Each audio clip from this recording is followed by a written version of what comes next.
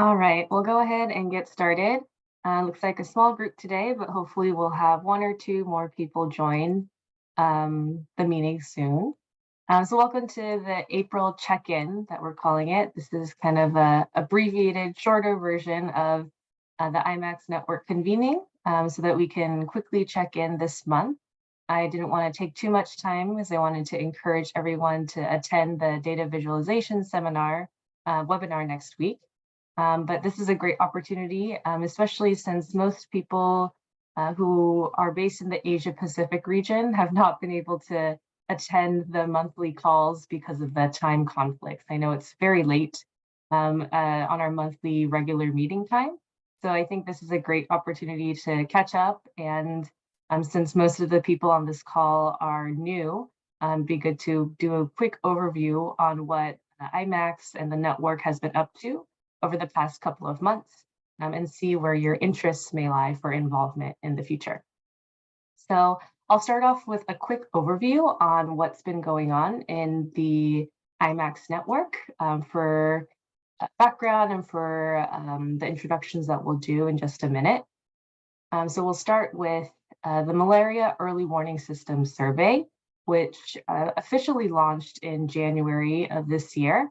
We were working on different drafts of the early warning system survey last year, but we were able to launch the official survey in January, and we are working on finalizing a report on part 1 of the survey. And part 2 of the survey will be released with the report, so hopefully sometime in early May, early to mid-May. And some members of the expert network have been involved in reviewing the questions. So the questions that were part of the survey.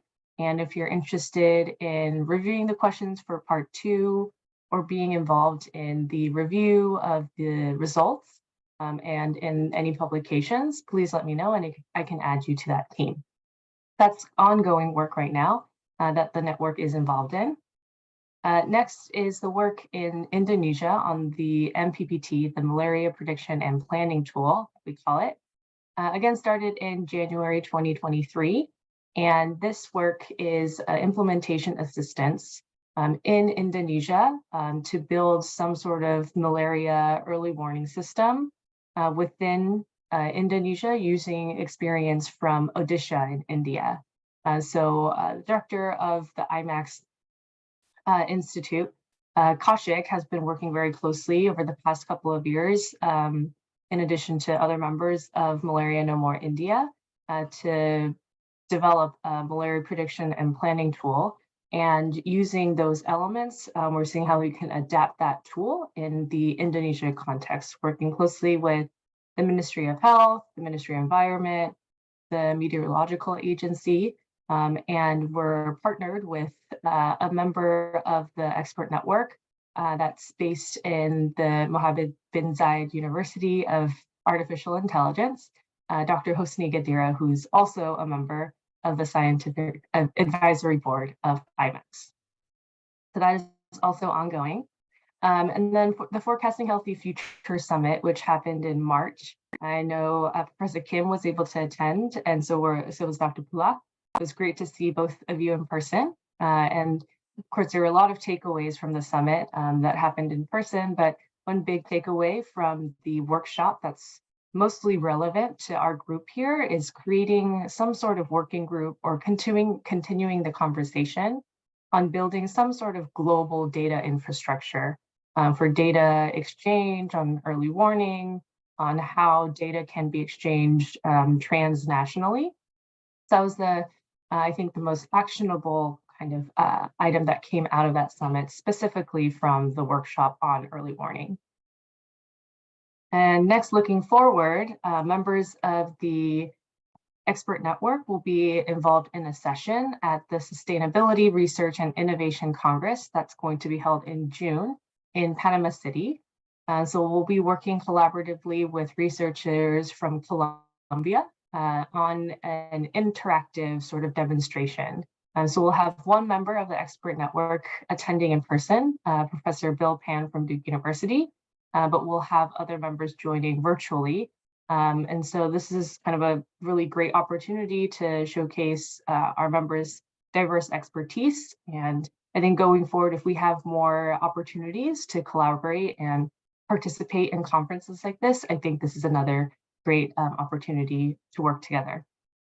And then lastly, something we haven't started yet, but are looking forward to starting this year is the e-learning course development. We haven't quite fine-tuned what exactly that e-learning course would be, but certainly something related to climate-sensitive infectious diseases, modeling, and climate solutions. So anything in that realm that we think that we have enough expertise on in the expert network, and then building on that later this year. And if you are with the university, if you'd like to partner for some sort of course development, we'd be happy to hear your thoughts on that. That's a brief overview on what's happening within IMACS. Any questions before I move on?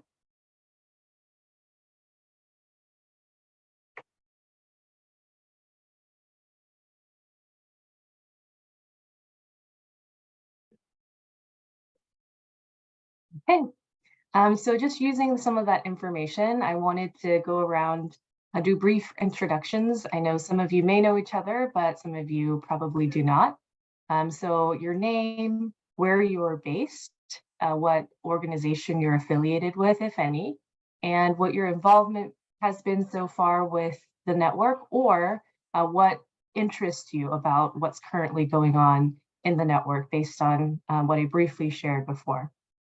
So I'll just go down the list of participants and start with Dr. Pulak.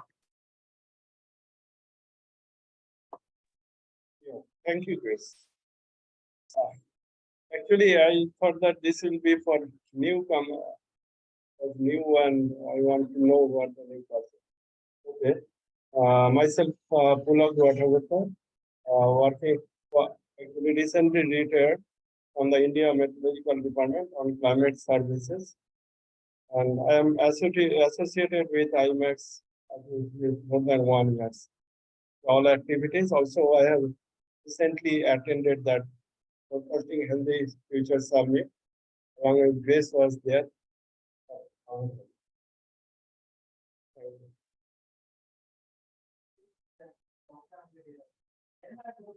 Thank you, Dr. Pulak.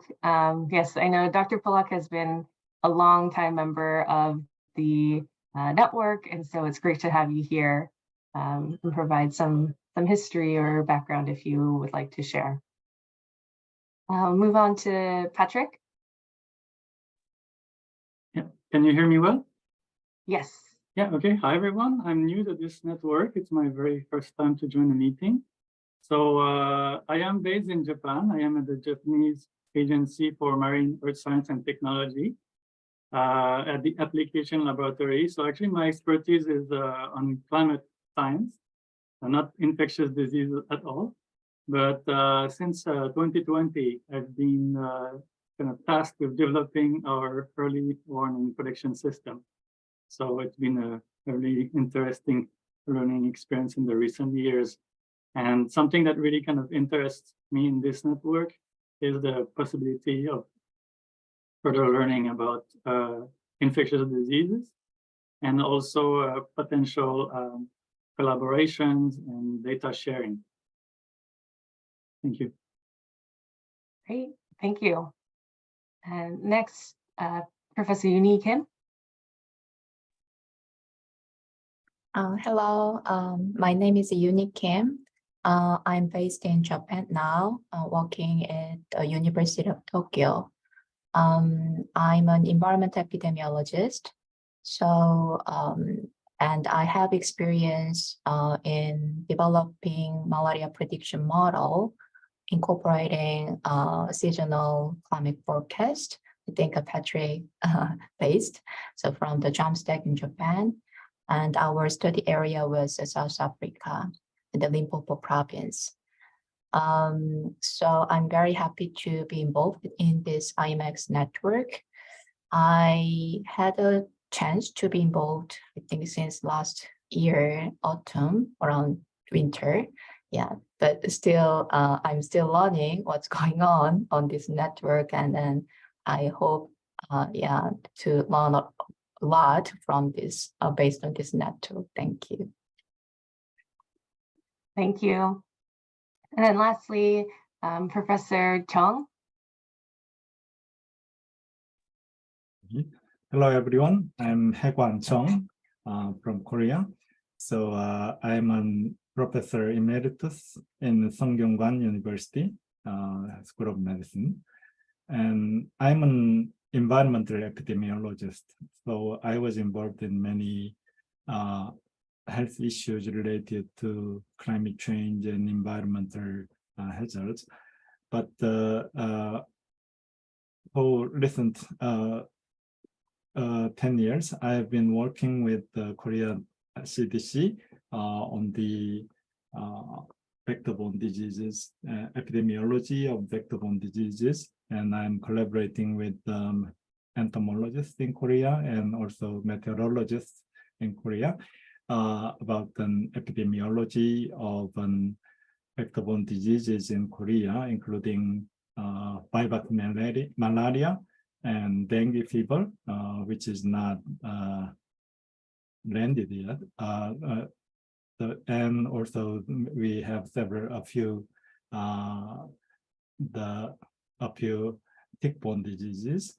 So my colleagues and I have been working on modeling and describing and analyzing the human infectious diseases from vectors, and also the distribution and modeling of the vectors in recent few years.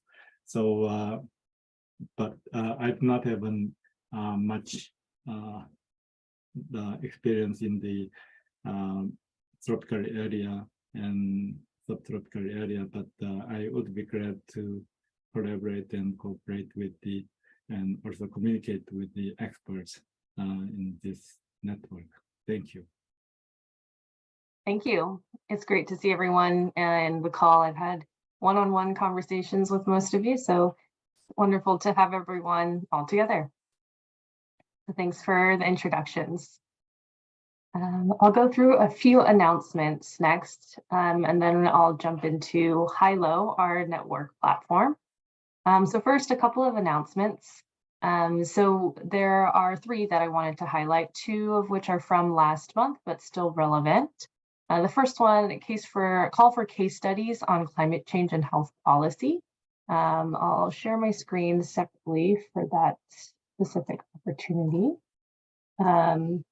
So this is an open call from the Inter-Academy Partnerships and Save the Children. And this is, they're collecting some case studies for publication later this year for a larger publication. Case study focus areas are in the following theme areas: food systems and agriculture, energy, including production, distribution, access, and efficiency, urbanization, and health systems strengthening.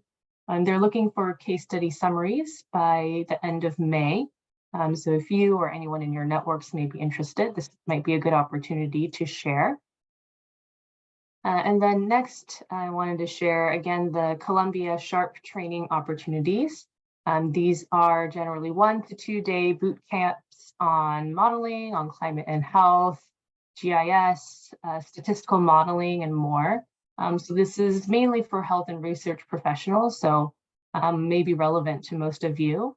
And these have the option for hybrid or virtual. So I'm imagining most people would be in the virtual option here.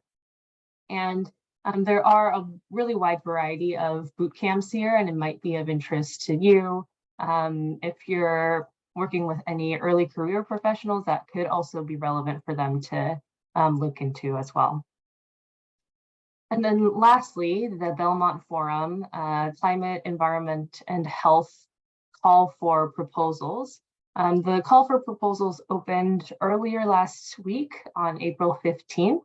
The proposal process is pretty comprehensive. It requires kind of a co-creation process, and the pre-proposal is due in July. And IMACS and Forecasting Healthy Futures is looking closely at this proposal for submission as well. So this is something we're looking into and would love to potentially partner with anyone within the IMACS expert network. And the funding process is a little bit complex, so I would encourage, if you're interested, to look into this early and let me know if you're interested in potentially partnering for this opportunity. Right. And then another announcement on the webinar I had mentioned that'll happen next week. It's going to be hosted by Jonathan Dremy, who's a data visualization specialist at PATH. And his presentation will be quite interactive and focus on how to bring attention to visualizations, how to use data visualizations and cater to the end user and different audience members. You know that surveillance systems have many different users, and Jonathan is well aware of how to use data to be presented in different ways to be better used for decision making. So I think this will be a very interesting webinar, and of course, you know, timing wise it might not work. We'll also be recording this and can share with you if you're unable to attend.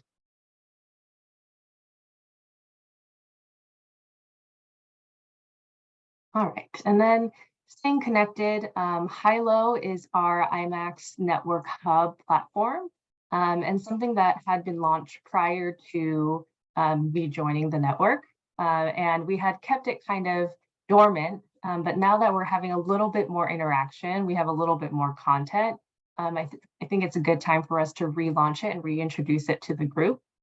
So it'll have welcome information, some of the funding and publication opportunities I shared in the earlier slide. I'll also post on there, other resources, events, and then if you have other requests on what you'd like to see there, I can also add that there as well. So I'll quickly go through a demo of the hub. You should see my screen now. It's quite easy to be added to this group. So if you join through the invitation link, which I can share with everyone afterwards, it's just inputting your email and then just double checking that you're receiving the verification code in your email and creating an account. So you'll see we already have a good amount of members here. A couple of recognizable names, a couple new names here. So you can connect with people directly, message them directly, looking at the membership.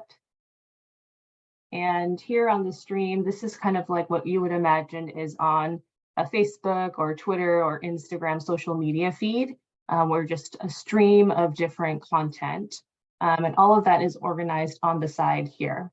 So you'll see here in projects, we have the malaria early warning system survey and more information here. The link to the survey is also in here in case you wanted to take a look at that. We have some older projects. So the community survey is the older version of this larger multi-country survey. So all of this is here kind of as reference for you to look at in case you were curious about some of the background here.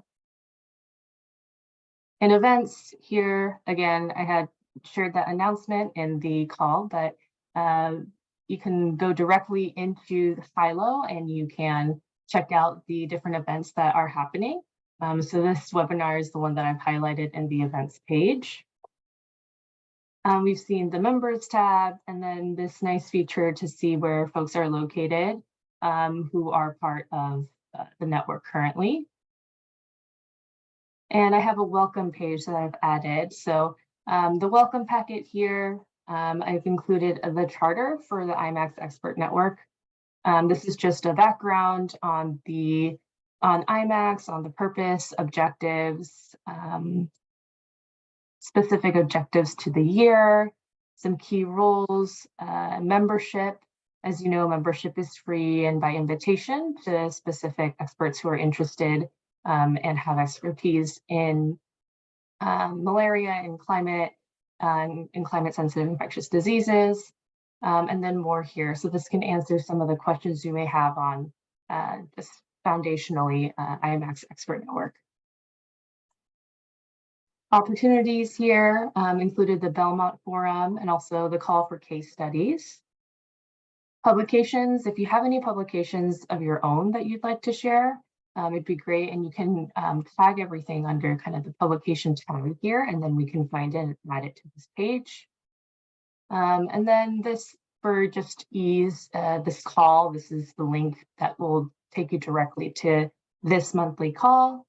And then lastly, some session recordings here. So last month's recording uploaded and linked. You can view the YouTube video directly in the page, which is really convenient. And so everything is housed within this site. And you'll see I also added the session recordings for the summit. We have a whole playlist of all of the sessions here. So if you haven't had an opportunity to view or were interested in viewing a specific recording, you can go into here as well. So again, this is a great resource for everyone, especially since we're kind of working asynchronously across different time zones, and would be happy to have more people join and have more activity on there. There really isn't kind of a limit on what you'd like to post. Of course, it has to be relevant to the network, but if you could also tag relevant tag topics here, and if you have suggestions for topics, let me know. But I think this is a great way to remain connected in the network outside of just the regular meetings that we have. And I know we're going to have a lot more interaction on projects going forward. So again, I'll share the slides, I'll share the invitation link after the event. Are there any initial reactions to Hilo or any thoughts on the platform?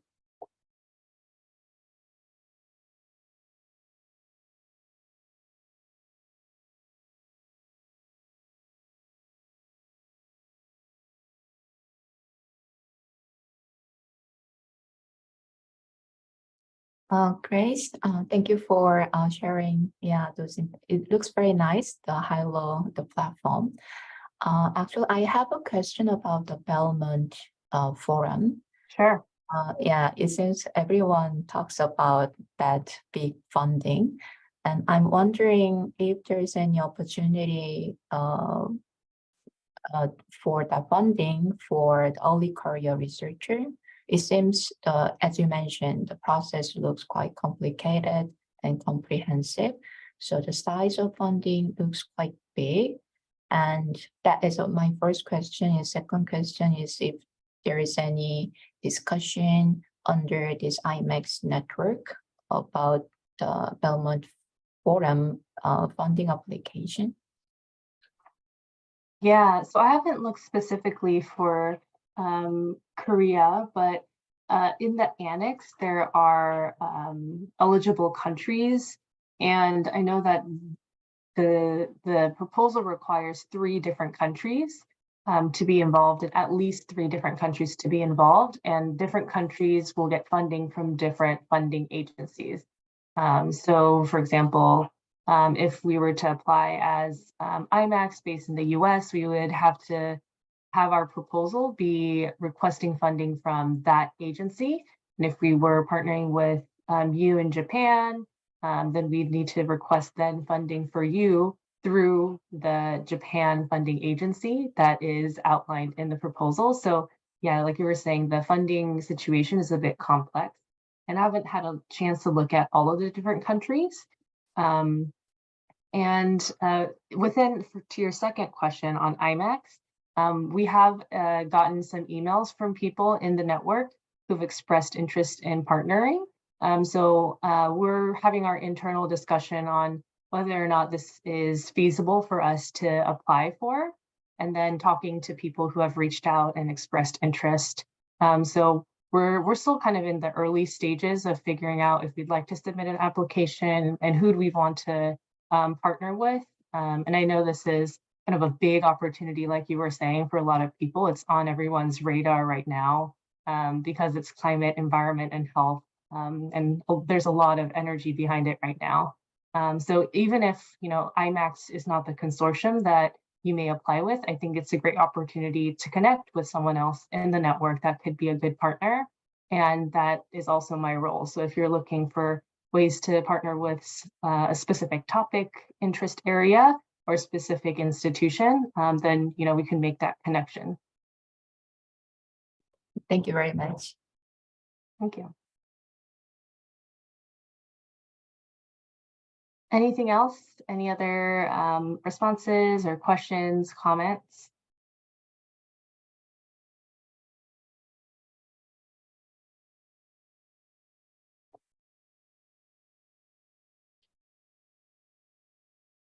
Okay.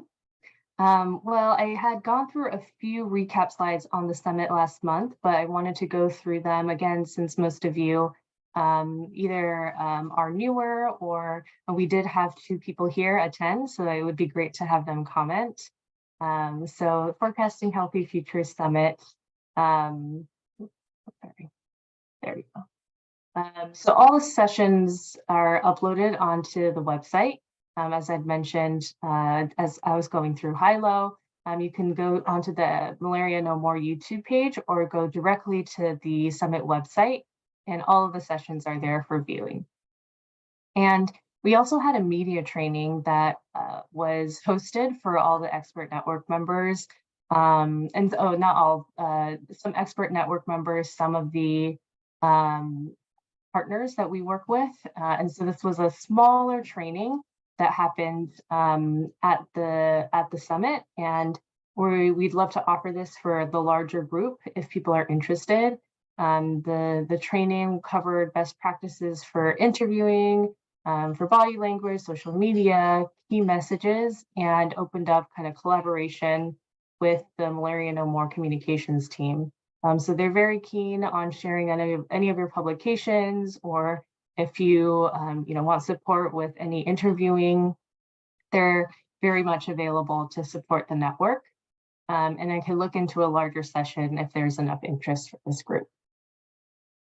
And then maybe Professor Kim, do you want to share a couple of takeaways from the media training?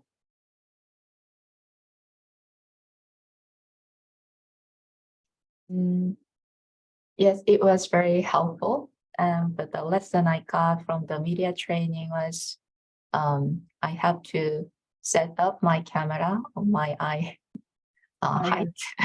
So I adjust my monitor every time I join the online meeting. Yeah, that's all. And I shared that materials with my colleagues who were interested in how to behave in the media. Yeah, and right.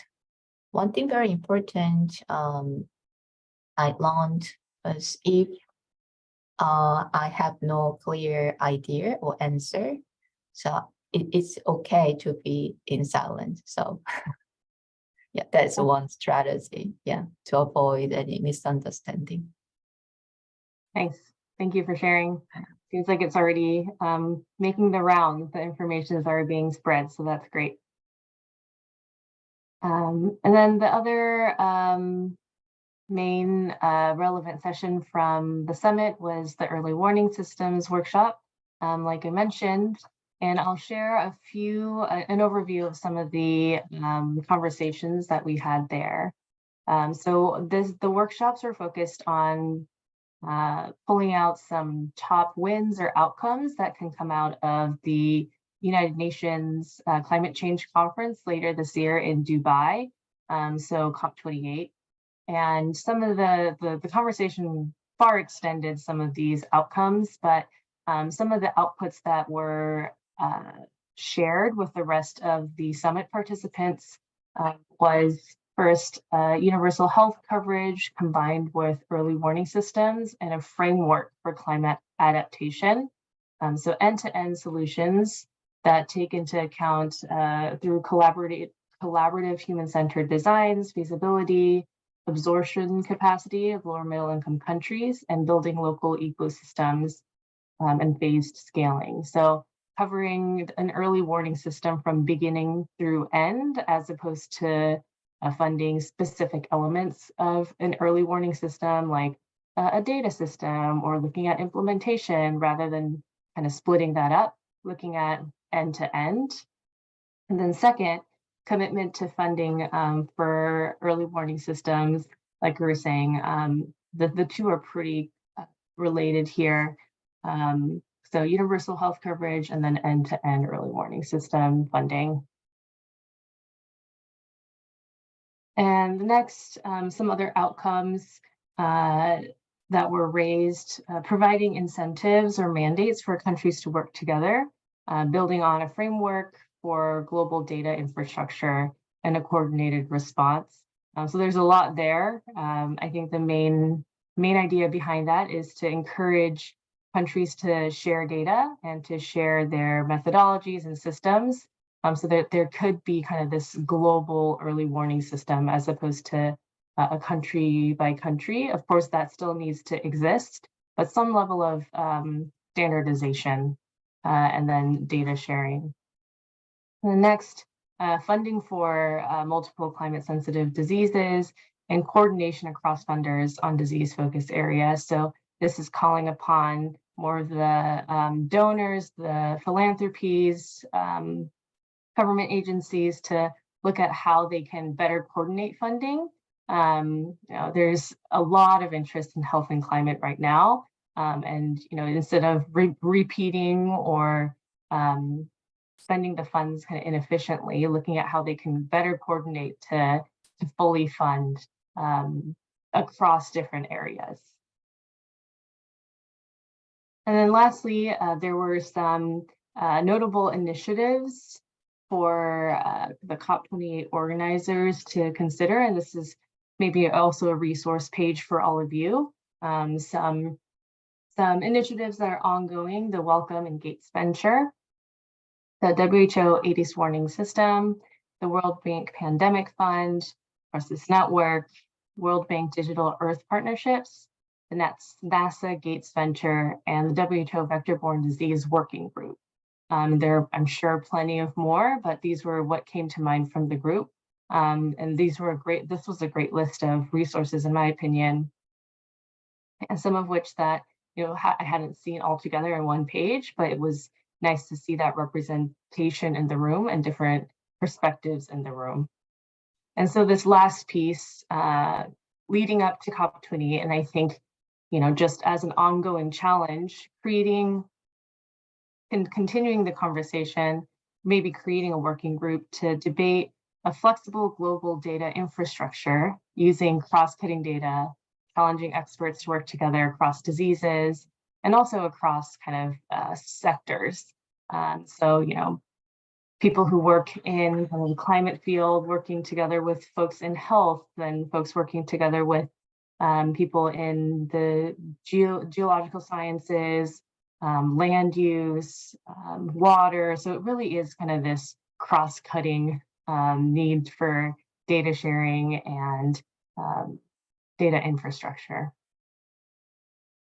And so in our last maybe 10 minutes or so, I'd love to have a discussion or brainstorm on what a global data infrastructure could look like in your experience. I know everyone has kind of a different geographical experience and maybe focus area experience, but what would a global data infrastructure kind of conversation look like?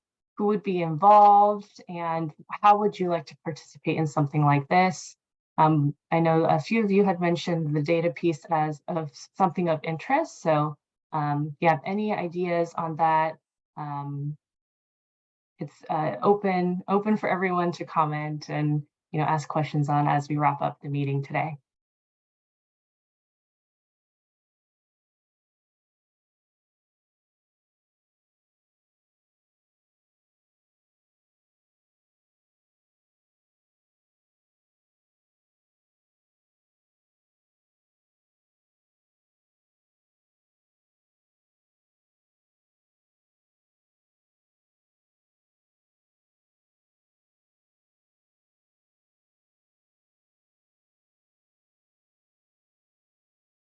I think that in terms of data exchange, we have a lot of bunch of data across different dimensions and different disciplines.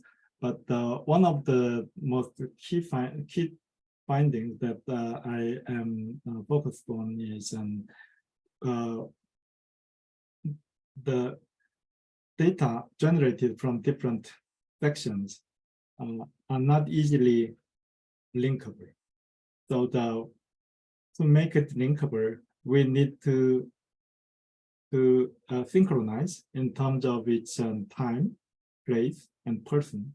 So, for example, air pollution scientists usually generate an air pollution data based on the sometimes on minute basis or hourly basis or daily basis. But in terms of health data, we count the number of diseases or number of new cases, usually on a weekly basis or at best a daily basis.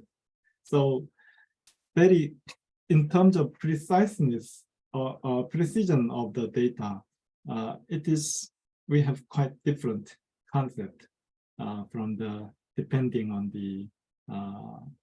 different disciplines. So when you are working with an air pollution scientist, we had a lot of difficulty in the data precision issues. So we need just one data for one day, but they generate a huge amount of data just for one day. So such kind of time dimension, and also the spatial dimension, and also the population dimension needs quite different depending on their own discipline and their demand on that.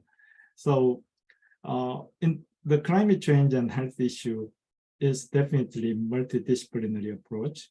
So we need to communicate, and also all data generated from different disciplines should be easily linked and analyzed.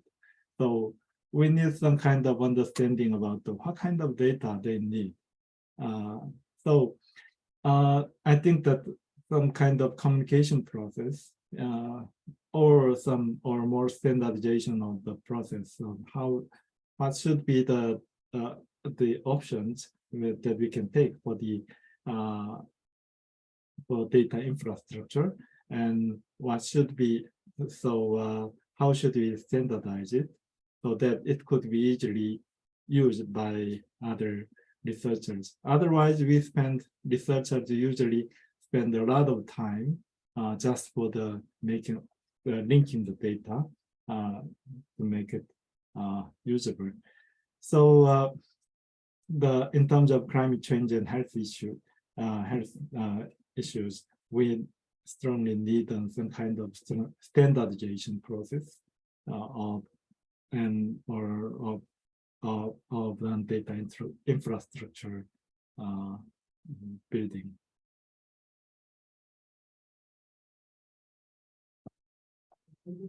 Yeah, thank you for that.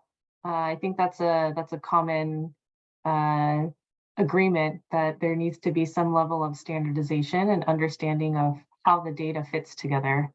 And I was talking to somebody earlier who was saying that people in health want to learn more about climate data. People in climate want to learn more about health data. And more than just the data, they want to know how people think about the data and how they use it. So I think that goes to your point on kind of the operational side of the data use.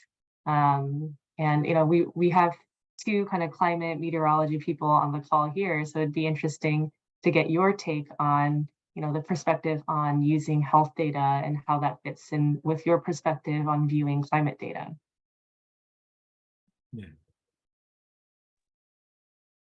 Yeah, can I jump in? Yeah.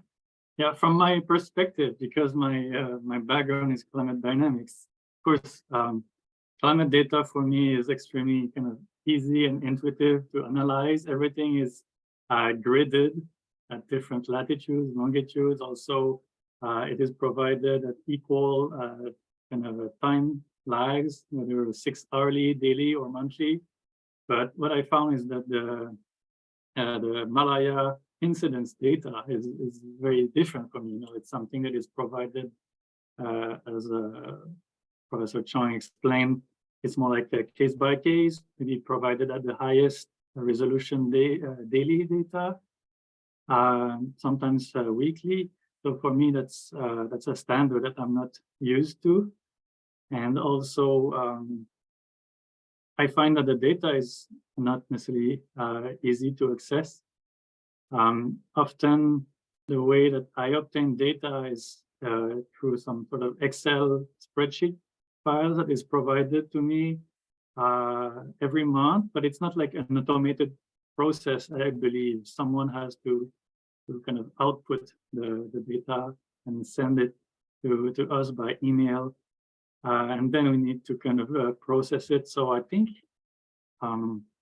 if there was a way to streamline the whole process, to automatize, or maybe even automate the process, to have the data available online in the same format every time.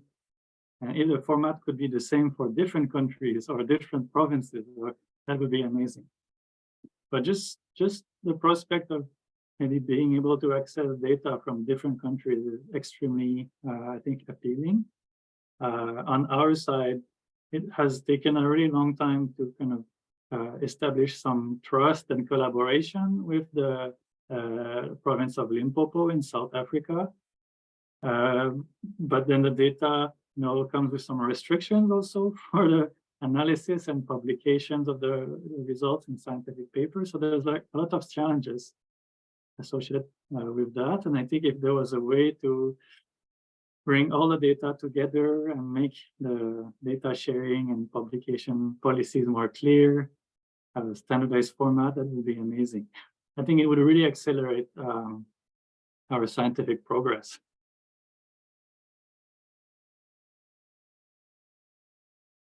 Those are some big ambitions, I think.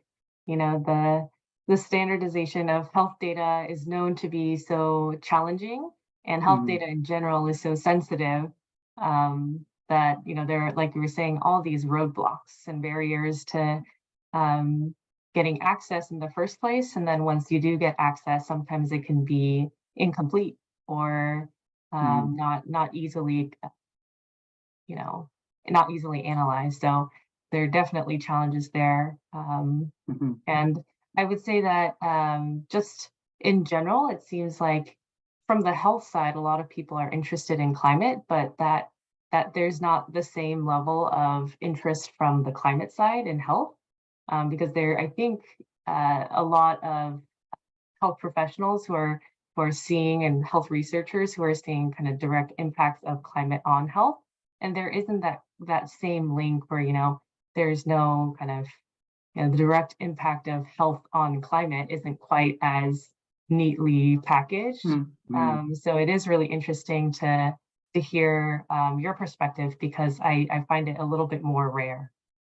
Yeah, we're not exposed very frequently to this idea of climate and health connection from our climate side. So it's to raise the awareness. I think it's a very interesting, important goal.